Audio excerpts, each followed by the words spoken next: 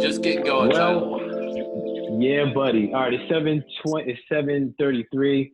I think I got us on Facebook Live. I don't know. Maybe it works. I don't know. But I'm happy I have these people here with us. And you know what we're gonna do? We're going to check in. If this thing is working on Facebook, feel free to check in the chat, and we can come back to it another time. But for right now, welcome. My name is Paul Newell. I'm one of the co-facilitators. Carmel, you want to introduce yourself? Yeah, welcome everybody. Most of these guys know me. Just really excited about this material, and I believe it's a game changer. I've been studying it for 3 years with Paul, and the guy that taught us red and green language, and we've boiled it down into something a little more usable, and very excited about the potential. So glad you're here. Yeah, buddy. So welcome everyone. We're going to take this time to get everyone checked in, get everyone connected. I want to share a quick screen so we can go through what this conversation is all about. Carmel, let me know when you can, if you give me a thumbs up when you can see that screen. Everybody can see the screen where it says today's session. Ready to go. All right, cool. Full So we're about to, all right, excellent. All right, so we are about to say hello. So the people that are in the Zoom room, we're going to do a quick check-in, your name, where you're calling in from.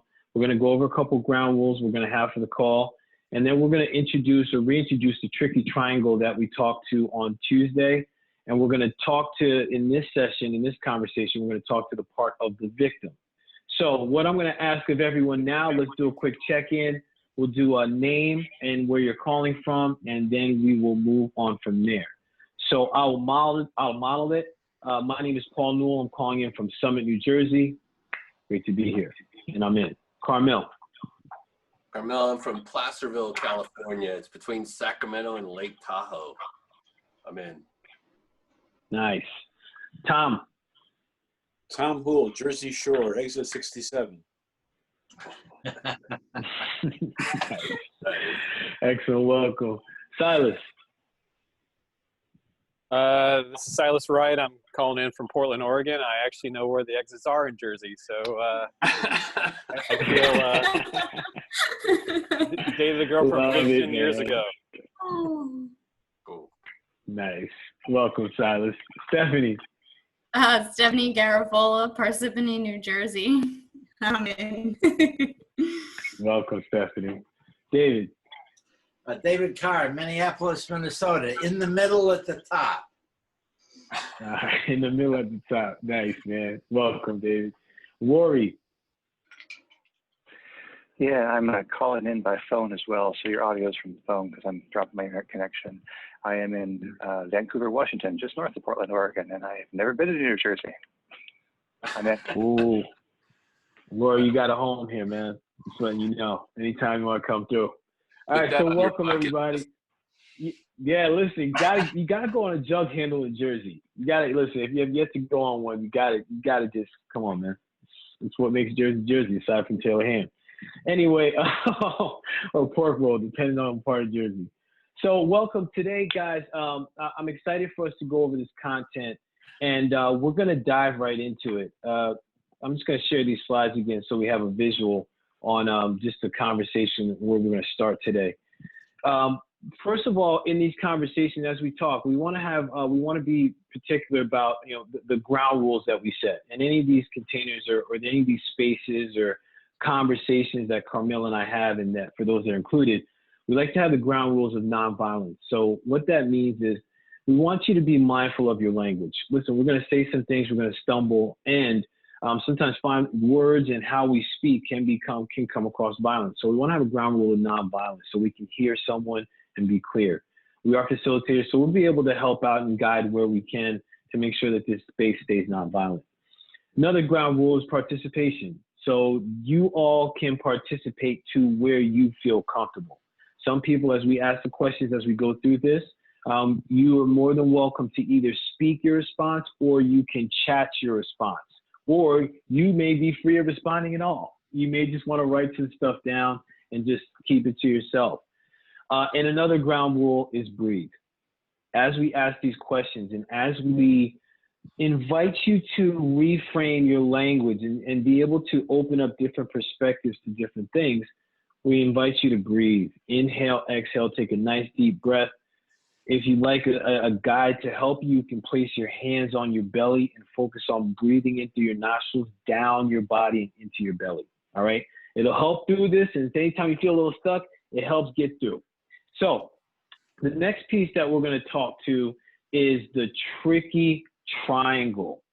What the hell is that?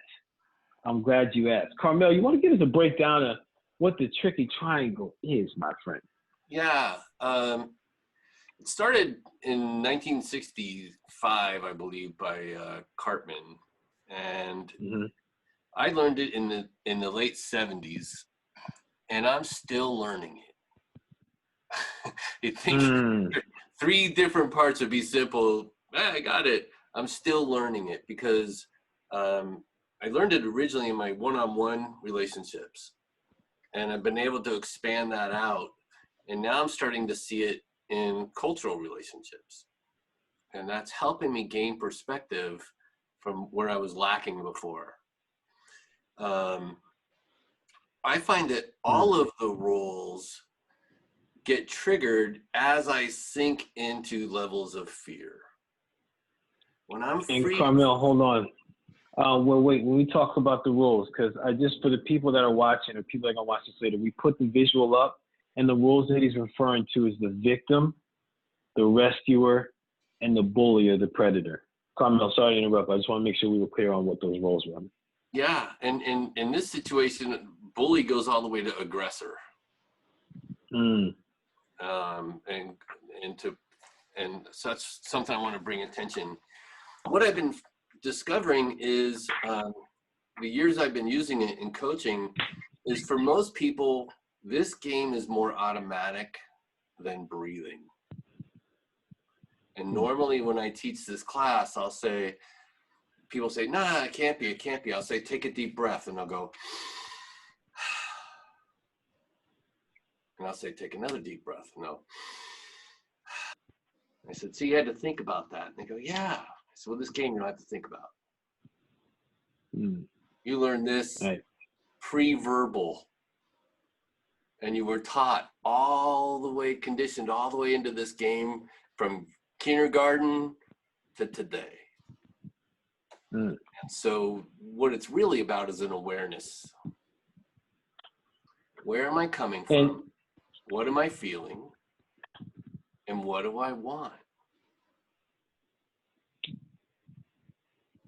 Where am I coming from? What am I feeling? And what do I want? Yeah. All right. So these are some prime questions.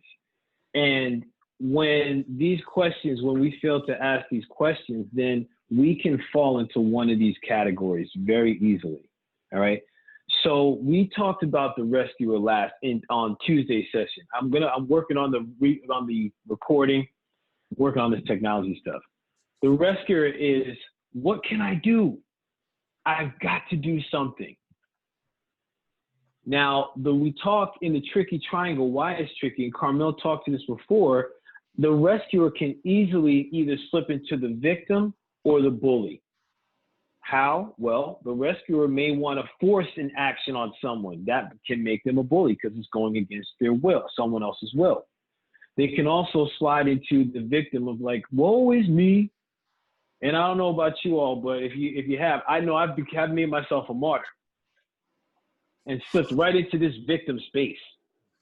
Now, the victim is where we're going to dive into today, because especially when we talk about this tricky triangle in relation to race relations, a lot of what Carmel and I have been seeing in interactions on social media, in emails, and just, we're both yoga practitioners. We talk energy and chakra, so we can feel and sense things. And we see that in the language that people speak to each other, there is a good amount of victim that's being put out there.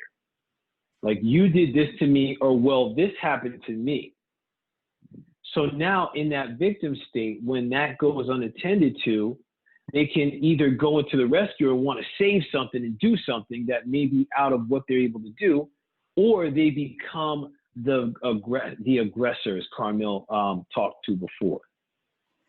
So what we're going to talk, we're going to actually, I'm going to stop the share for a second, and I'm going to pause. I just want to pause and check in with everybody. All right.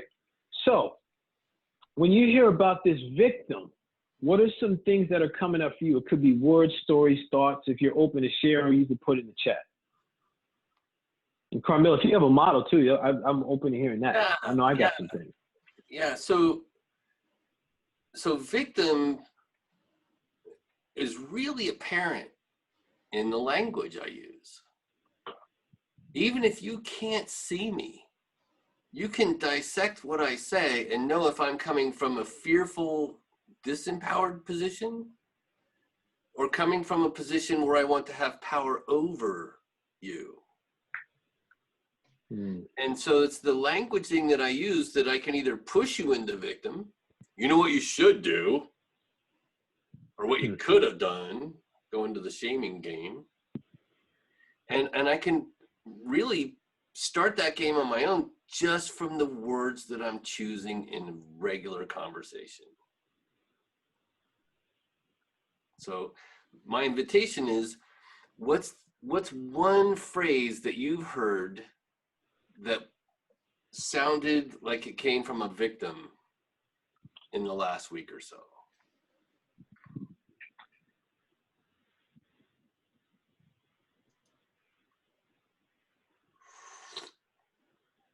Thomas.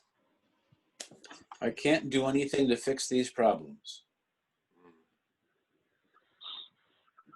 Thank you for that, Tom. Thank you, man. I have heard that a few times from people. It's awful. I wish I could fix it, but I can't. Hopeless. Powerless. Yeah. Yeah, thank you. What's the words? Helpless, powerless. Yep. Yeah. Silas, you got something?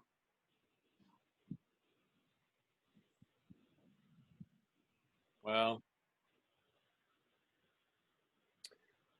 yeah, sometimes I would do something if I just had more time is a subtle version.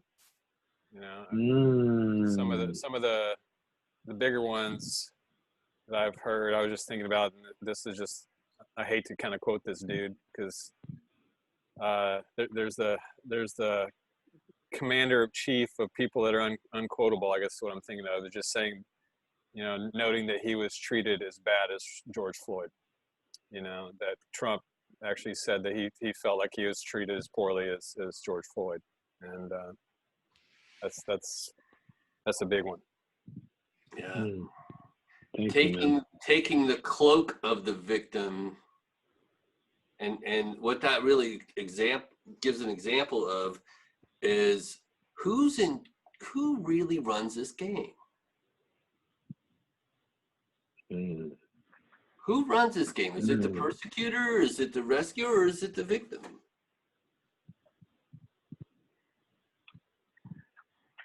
Now, when you're talking about game, are you talking about this tricky triangle piece, or like, yeah, okay.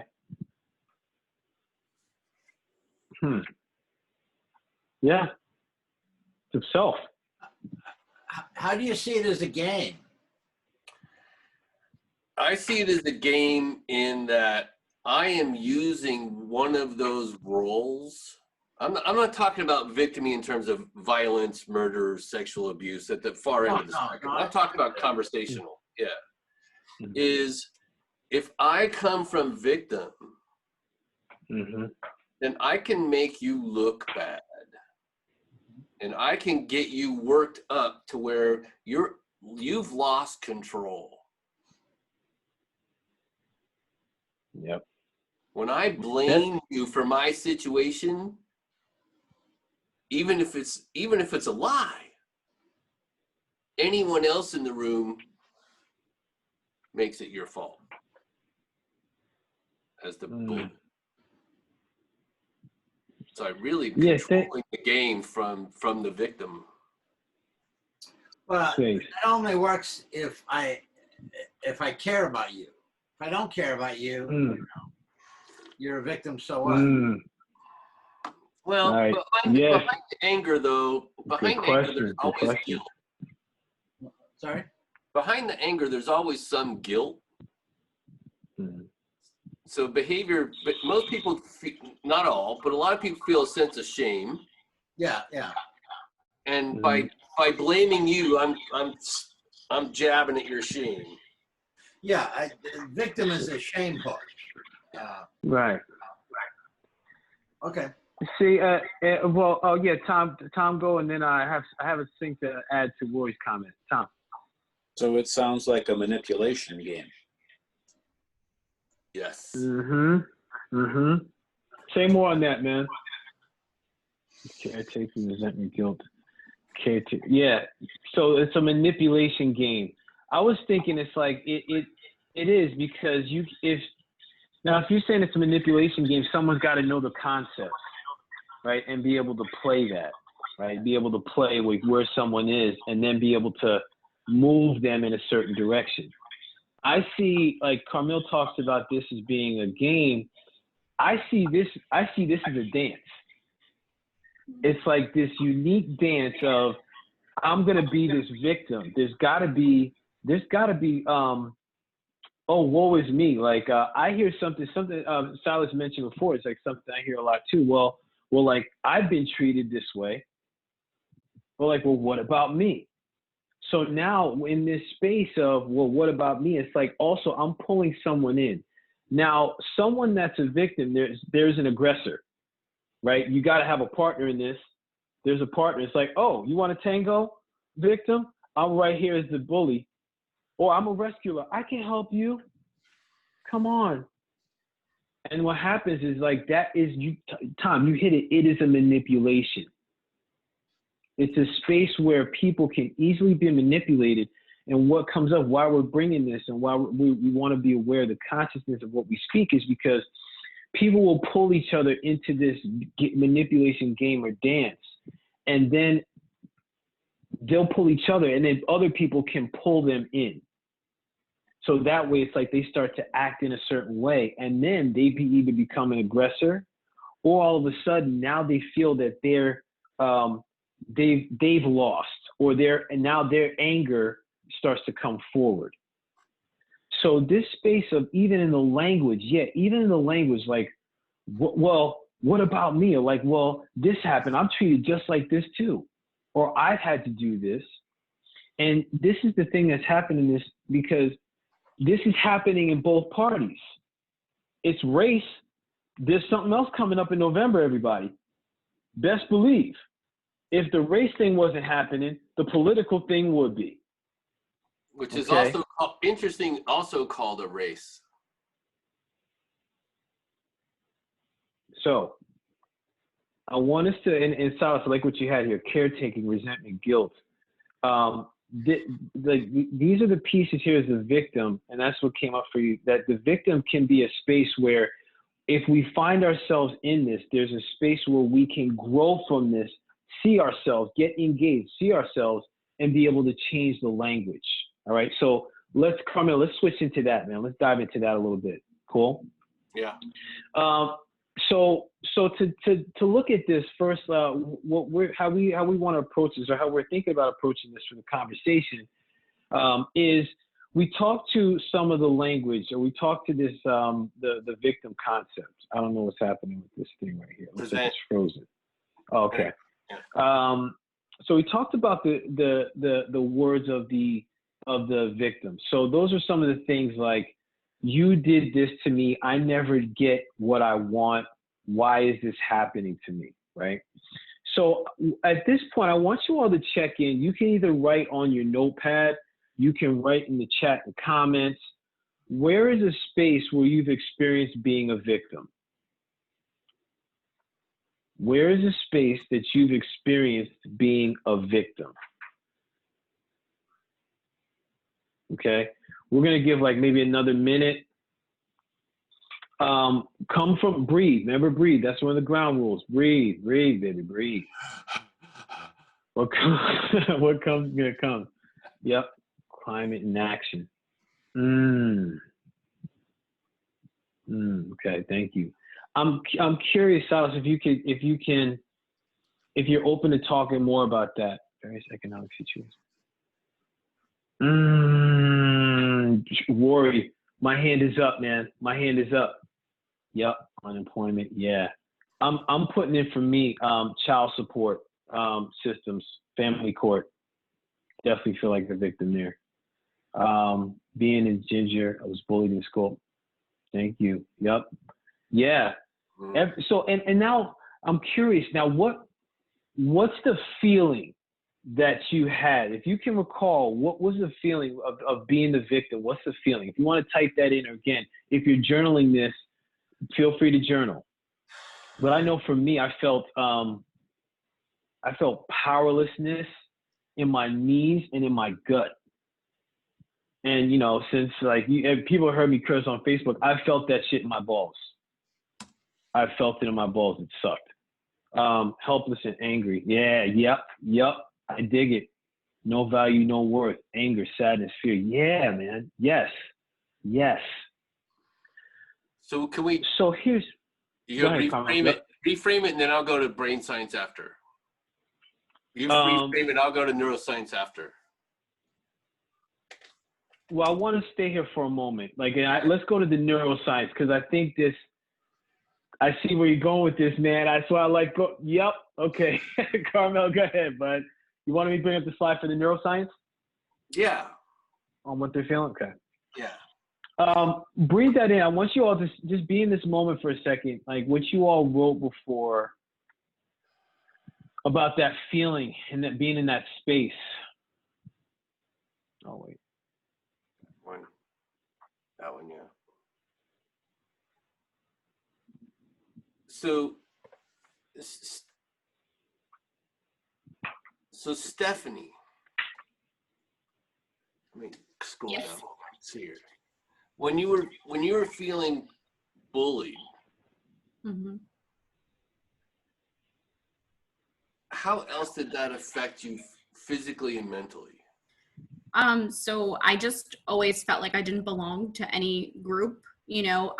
Sometimes it was said as a joke, you know. Now I can laugh about it and call myself a ginger, and it's silly and it's fun, but it's definitely not fun. And when you're younger and you're like 10 years old, you know, and you can't dye your hair just yet because mom will kill you, you know, like it's like, what do you change? You just felt like you were doing something wrong all the time just by being you. And that is awful, you know. And I just kind of, I was on sports teams to try and get the aggression out, to not act in anger, you know, in return. So I did sports a lot for that, but you know, you always just kind of carry that with you, and always wondering, like, if you walked through the hall and people started talking, like, were they whispering about you? Were they saying something negative? You know? Yeah. Constant anxiety. Thank you for that. Constant anxiety. Yeah. Cool. That's exactly what I was going for. Great. Yeah. So I've had an opportunity to understand and do a lot of study around the neuroscience of what happens when this occurs. And as infants, we actually pick up the ability to know if you're approachable or you're not. And when I've triggered my brain's ADT, my physical home security system, it's called my amygdala, I am always moving to some form of defense. And it's unsafe to approach. It's unsafe to connect. It's unsafe to belong or be myself. And I heard you say that because you were criticized, because you were attacked for something you had no power to change, from that victim, you just isolated until the pressure built up, and then you were ready to take somebody out if you needed to. Something tells me you might have taken out one or two, but nobody knows, so we'll just pretend it didn't happen. Yeah, you know what, Steffi, thank you for sharing, because what you were saying, that's why I was raising my hand. It wasn't because I had to use the bathroom. It was like what you were saying resonated with me. So it's like, I appreciate what you said, and it's important to recognize the part where you said, like, getting out your aggression. Okay? When we're living in this victim state, and for a continued period of time, there's a point where the bubble will burst. And there then becomes judgment. And it happens that we have this condition called being human. Okay? This happens. Now, thank you for what you said, and also no power to change, right? And I think this really means something, because even in the comments with like the sense of no value, no worth, anger, sadness, fear, if we were like, okay, if someone is approaching you with the victim language, right, and we have this sense, we know where they're coming from, we know what may be behind it, what are the ways you think we would approach that person in conversation? If you want to put it in type or think about it, like, so if we knew, like, you know, we see that there's someone being a victim, oh, you know, woe is me, and we know what's behind that victim state. What are the ways you think we approach that person, or we work or relate to that person?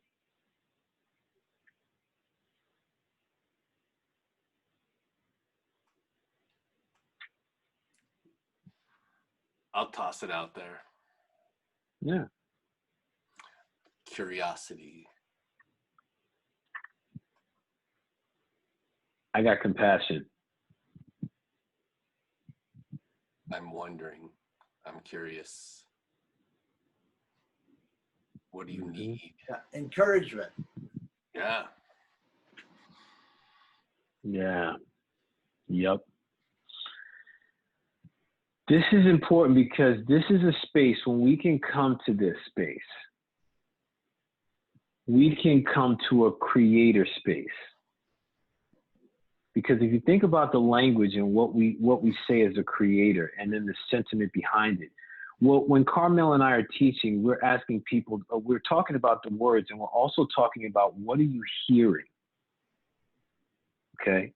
So having the awareness of this victim, of this tricky triangle, and also having the awareness to hear the language that another person speaks, then hear what can be behind it.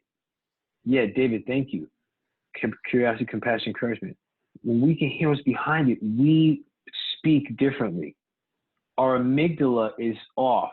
Now our executive brain has the cognitive function to be able to relate, converse, collaborate, discuss.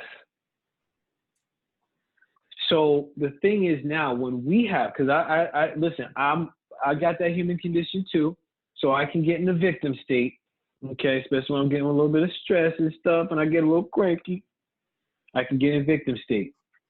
So now this is a place where we're going to talk to the reframe of becoming the creator from this space. The creator. What the hell does that mean? Well, I'm glad you asked. The creator is about the clear communication, bringing the senses into it. Okay, Carmel, you want to dive into this one, because in the pregame I loved how you were bringing the gems on this, man. Yeah. When I'm in the battle and I'm in fight, flight, or frozen, and my amygdala is fired up, I'm in the drama triangle, tricky triangle, and I'm either defending, or I'm attacking, or I'm saving. I'm in that state of react. And what really serves me to help me move out of the state of react is the curiosity to ask the other person, I don't care which role they're in, what are you feeling? What are you physically feeling in your body right now? And how would you describe that? I have to get out of this reactionary brain and start to bring in some of the wisdom of the body of what's really true right now. That I'm safe, that I'm okay, I have some dinner, I'm not thirsty, I'm okay, I'm all right. And then the other thing is the thinking, how can I be curious? Because in order for them to come to a judgment, to take that judgment into a belief, they have to have blended a thought with an emotion to create a belief. And if I listen to their thinking, the only way they can have those thoughts is based on what their interior beliefs are. that those color people are this, and people who live there are that, and people that are that age are this, and people that are that sex are that. And really what I want to look at is, what is their belief? In mankind, we talk about a lot about projection. I know that if the drama triangle is happening, all three parties are so high in projection. I'm offloading my judgment, my fear onto somebody else. And I'm either doing it with anger from the bully, or I'm doing it from the victim. And by being curious and helping them moving out of what I don't have, what I don't want, what is happening, to what do I want, can pull them out of the game into having some power, some control over their own future, and get out of the victim. Because the only thing that gets created from victim is trauma, drama, and abuse somewhere. So this is, man, Carmelo, thank you for that, man. And now I'm thinking is practicing that reframe based on this, like what we're seeing, what we're feeling, what we're thinking, what we want. And so I'm thinking, like, coming back to this is some standard victim language. I'm afraid of calling it standard. This is what we were thinking is some victim language. If you all have some other comments about some other language that may be victim, I think we had some before, feel free to type it in the chat or comments on Facebook. I don't know, I'll get back to that later. But like, let's take some of these and then we'll start to practice. What are some ways or what are some ways to reframe this if this is coming from a self-talk? And what are the ways to engage with someone if we're hearing someone saying that? Does that sound like a plan? Great. Okay, let me get a little jazz hands. Like, oh shit, we're about to get into it. All right. So you did this to me. You did this to me. So first off, when we're talking about reframe, let's get clear. What is this? Okay. So if this is coming from self, they did this to me. I can ask myself, what did they do to me really? And when we ask this question of self, let's look at if this is about the sight and the thought, right? So the sight is, if they did something to me, was it something that I would be able to capture on a camera or maybe on a device? Something that's more like data, something that's concrete. Now from here, the sentence could be, now we've talked to what's the feeling behind it. For example, instead of, I can't believe they did this to me, the reframe is, I'm feeling sadness that I have yet to hear from them after I called them. I'm feeling sadness that I have yet to hear from them after I called them. Now, what this is doing is, this is claiming, this is bringing ownership to our language, okay? Ownership meaning what's happening within me. What's my feeling? Emotional intelligence. Are you mad, sad, glad, whatever feeling, perturbed, flabbergasted? I don't know. Whatever that is, okay, claim that, I'm feeling, and then I'm feeling because this. Now, when I'm saying this to myself, now my executive brain is like, okay, is that really true? And now I can also communicate that to another. So, Carmel, you want to do a little game role play here, man? A little gameplay. Sure. I'm going to be the victim. You could be the person engaging. Okay. Cool. Yep. Okay. Do you want me? Okay. So, I never get what I want from you.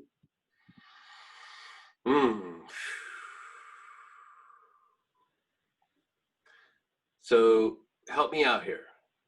What is it exactly that you want that you don't feel that you're getting from me? Yes. Now, you see what he did there? It's about asking, well, what is it that you want, right? Now, another thing we can add to this is, what is it that you want that you have yet to receive? First time I started here talking like this, I was like, I sound like I'm from the 14th century, yet in Tao and this.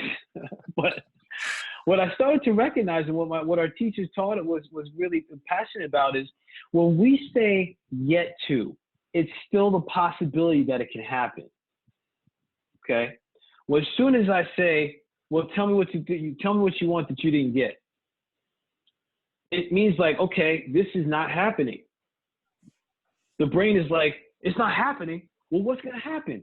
Ding, ding, ding, ding, ding. ADT system goes off. So wanted to pause it. So the question is, well, tell me what it is that you want that you have yet to get. Okay. Carmel, you want to? The other word I want to jump in here is the word never.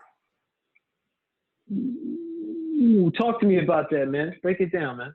Never is, I'm actually shaming you that you're incapable of ever growing or changing or increasing your awareness. You are permanently flawed and stuck right there. And anything above that for evolutionary is other than possible, because I've already stated it never can happen. The other flip of that is you always, both of those are shaming, and I'm triggering the victim, and I'm being accusatory. Oh, my former wife hated that when I said it. No bueno, man. No bueno. God. So, Carmel, what is, like, if someone said, because I find myself saying always at times, and I find myself saying never at times. So, just so people that are watching this, what would you suggest in those moments where we may hear the language like you never, you always? What are your thoughts and suggestions? Yeah, so I want to call from a place of curiosity, attention to that other possibility. I hear you, and has there ever been a time that I did do that? I want to blow up the conclusion, the assumption that they've chiseled into cement of who I am and what I'm stuck as, what they're seeing me as an object. And I want to open it up to, oh, wait, maybe that's an assumption. And then once they've let go of that conclusion, now they can see me differently. And I can see them differently. You know what? I'm not sure you're always going to be an idiot. Right now you're being an idiot. But yeah. I don't want to put that on you, because those are the words that I still remember 50 years later as a kid. All the things I was never, and all the things I always was. That's the shame I carried, connected to my shadows. Yeah, man, Carmel, thank you for that. As you were talking, I was just thinking about, with everything that's going on right now, and actually, and I'm going to say over the past like several months, because I've before a lot of this racial tension was going on, it was still a lot of politics and like people beating each other with a baton over their like stance and parties and such. And I find that over the conversations that I've had, even when I look at the language that someone's writing to me or someone's speaking to me, there's an opportunity to do what you just said. And I find that it creates this dissonance, this opportunity for the brain to build a new pathway as to a different form of understanding. So and this is a part of, we talked about, I'm trying to remember which one. Yeah, the bully is a challenger, right? That's the opposite. That's the other pole of the bully. But like when we're able to challenge in a way like, okay, tell me, is there a time when that has happened?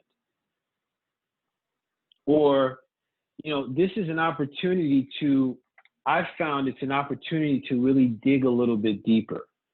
Like I've give an example. I've had some people that have reached out about like the confusion around protests versus riots, and why some instances about race are important while other instances about race are less than. So it's even in their language, I had to ask, okay, so when is it experience of this? And then like by asking that question and continuing to ask that question, I found that both of us had a deeper understanding of each other's perspectives. Okay. Yeah. And when we talk about what can we do, this is what we can do. This is where we start to monitor and become aware of our words, because that can get us to get past that initial layer of what's being said. We get to hear really with the words we choose, we get to go beneath that and be able to come from a clear communication. Okay. I want to pause there for a moment. I'm curious what you all are hearing in this. What are the thoughts that are coming up for you as we're talking about these reframes?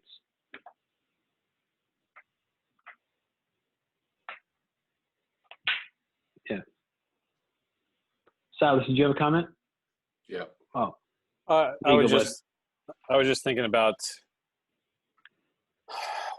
when places on the triangle. It's one thing when we kind of move around the triangle depending on the dance, so to speak, but when a person, including myself at times, strongly identifies with a stance, then sometimes even things as small as saying, well, never. Can we think of one instance when we did? It could actually provoke identity likes to be stable, so it can provoke a number of very strong emotions, even in the wordplay a little bit, so it's going to have to be an ongoing dialogue. It's not going to be a quick fix, I guess, my thought. So yeah, the advantage thanks, Silas, is in the neuroplasticity of the brain. Every time I ask a question where there's an emotional unwrapping of synapses of thoughts, wired together thoughts, I start to take that neuron and unwrap those truncated thoughts and allow me to look at them individually. So there's an advantage of creating that to me is a truth response. Oh, there might be something here. Or I'm wondering, or I'm I know the lie response in my body, it's the ugh. It's I got gut punched, or I just ate something really bad. That's my lie response in my body. My truth response is always, that's interesting. And if I can get that going for the other person, I know we just opened up some neural pathways to increase how we see things or respond to things, as opposed to automatic, robotic, fear-based. Yeah, cool. Thanks, man. Got it. No, it's a lot of topic, but David's got some. Dave, I can tell when he's. Dave, you got someone? Oh, okay. I thought you wanted to speak on something. Rory does. The trick to the triangle. Yes, exactly. Yeah. Yeah, it's interesting, Roy, because as soon as we ask the question of ourselves, that's when we step outside of it. Think about it. As soon as you ask the question, when you identify it, now it's like you're a witness to it. That's the benefit. Yeah, yep, become the witness. Listen, somebody get that on a t-shirt, por favor. That's a good look. Just send some of the proceeds to me. I'm more than listen. Well, right. The last piece I want to leave on the victim is of the three roles, which one has the highest level of fear?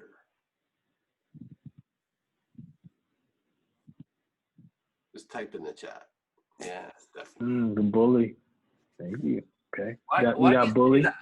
Why do you say that? Oh, and that laugh too. I gotta hear this.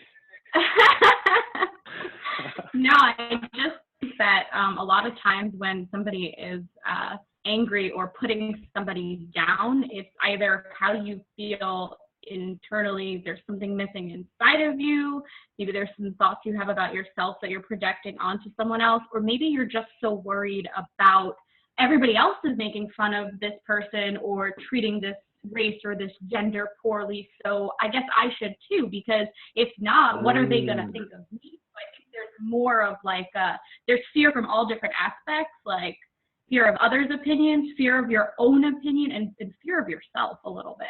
But I don't know, maybe I'm wrong. Yeah, no, you're right on. That was a mic drop. Yeah. I'm good for those, you know that, Paul. Yo, most def. Yeah, that's what's up. And Silas. Yeah. Oh, sorry. Yeah. So you and Paul played the victim, and he said, I never get what I want, right? But what if, as the aggressor, you're like, well, you never do this. What is the response of the victim without getting defensive? Like, what is the better approach? Okay. So like I've got a bully coming at me, and they're trying to shame me to get me to comply. In essence, they want me to do something, and I'm not doing that, so I'm getting shamed. Is that am I getting that right? Yeah, or just like, yeah, basically, or just saying you never do this, or you always do that to someone. Like, instead of saying I never get what I want, you never do this. So what? So right there, where I see victims struggle the most is to set boundaries. When I get triggered in victim, that's the first flag for me that says, uh-oh, time to set a boundary. And the boundary is, would you like to rephrase that another way so I can respond to it as an adult? Because if you're attacking me, you're going to get a response you're not going to like. So I'm going to ask you to rephrase your want or request, adult to adult, human to human, person to person, or we need to have this conversation when you're ready to have a conversation as an adult. Yeah. So I got another piece that is more of a practice that I'm working with right now about unguarding my heart, right? And so something, what you said, Stephanie, like I think can be brought to this situation is I'm finding unguarding my heart is first is being in gratitude that person's even able to express that to me. So it could be, you know what, thank you for your perception of the situation. I'm seeing it another way. Help me understand what that will look like for you. Right? Help me understand. Help me see, or help me understand what this can look like for you. Because once we can do that, because I like what you're saying, Carmel, and I think especially in times of high sensitivity, times of high fear, high uncertainty, I think what can help a conversation is first acknowledging the person in their perspective. Thank you for that. Thank you for your perspective, because I see things another way. Help me understand what this looks like for you, because now there becomes clarity. There's that clear communication again. Now it's like, okay, because now we're in a different dance. Now we're in the tango, baby. We're like, okay, so tell me, oh, you like this? Okay, cool. I could do that. Definitely. Like in relationship, there was a point where my lady was like, you know what, you really don't show me affection. And I wanted to be like, girl, you crazy. Didn't I just touch you on the butt? But instead I was like, hold on. Thank you for this. Thank you for telling me what was real. What does it look like? Maybe it's a little smooching during the day. Maybe it's a hug. Maybe it's like, hey, I'm thinking about you. Whatever it is. Yeah. So I invite you to use that approach as well. Yeah.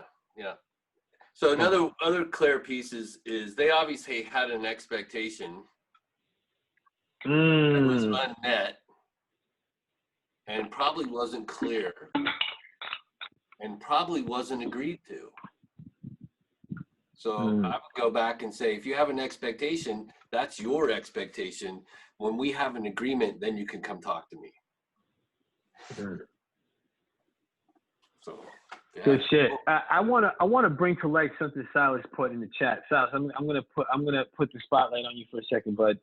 Listen, I really appreciate what you say here and this is in alignment with your question, Carmel, about which one of the three is really highlighting has fear. Silas, that's my answer too, Silas. All of them. And I like what you said here, and it's spot on. Victim fears being right and being wrong. Like that is, and listen, victim for people that are people pleasers out there. You're not alone. You're not alone. It's really easy to slide it to the victim. Okay, because I don't want to hurt. I don't want anybody to be mad. Now, I also like what you said here about rescuer fears being needed too much and not being needed at all. Oh, shit, dude.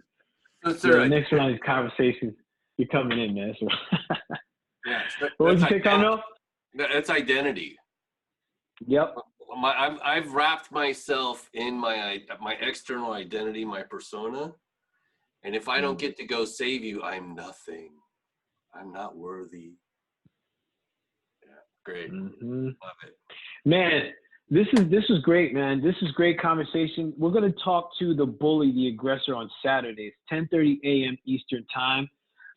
Listen, so just to wrap things up, why Carmel and I are going to be doing these conversations is we are doing a course. So this course, we're doing a small group course. It's 3 sessions. And then and that's starting in July. And then September, we're doing a more lengthy group coaching. If what you heard here is Saturday or Thursday, you're like, yo, this is pretty fresh. Now I'm interested. Reach out to us, and then we'll give you some more details on, if you want to get involved and what's the next steps. And so to wrap things up, let's check out.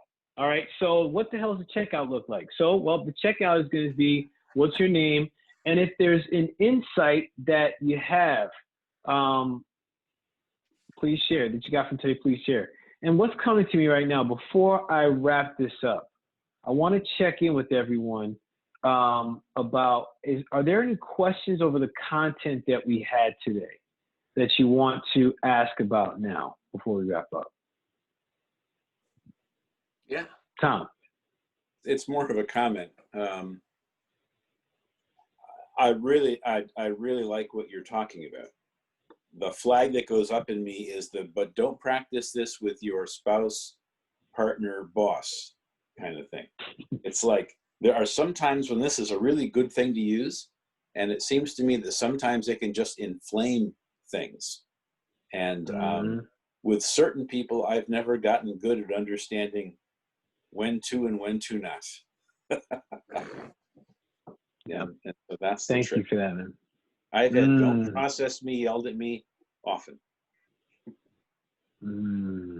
Asking, when's a good time? Hey, I really need to cover this with you. When's a good time? Cool. Yeah, great. It's interesting. Yeah, that's a really good thought because I've been smacked upside the head with that one too, Tom. Like, don't you process me right now? Don't you do it? You better stop. Yeah. Who I don't process is who I live with or in the floor above. That's the one person I never process. Listen, man, my bed is a lot. Exactly, my bed is a lot more comfortable than my couch, so I tread water lightly, man. And Tom, I'm learning because I stumble, man. So I'm learning about asking, hey, I want to talk about this more. When's a good time? Okay. I'm learning because I want to go in and sometimes I'm like, you know what, man, I'm good. So it's asking that question and I'm learning to hear the answer. Beyond that, well, sure. Oh, that's enough. So that's my offer. So takeaway. All right. All right, so check out with the name and then takeaway that you got it from today. People watching Facebook, you do the same.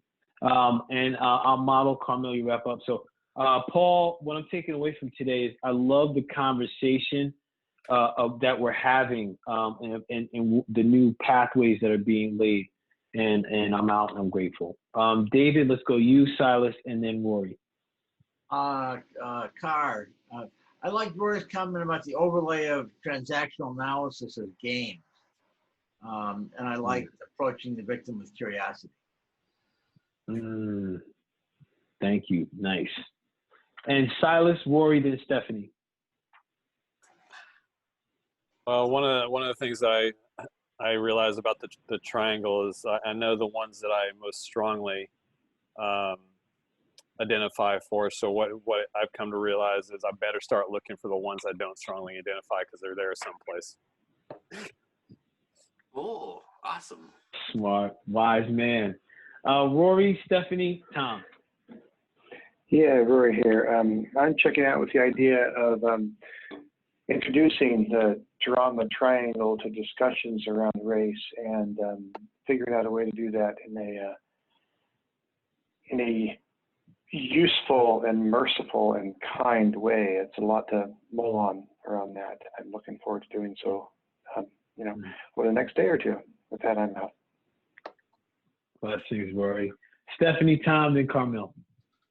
I think it was the most interesting to see how quickly we could fall into any of those members of the triangle, like how quickly we can go in and out from 1 minute to the next, one person to the next, one thought to the next. And I like the idea of being a witness and asking a question rather than being in the triangle. Get yourself out.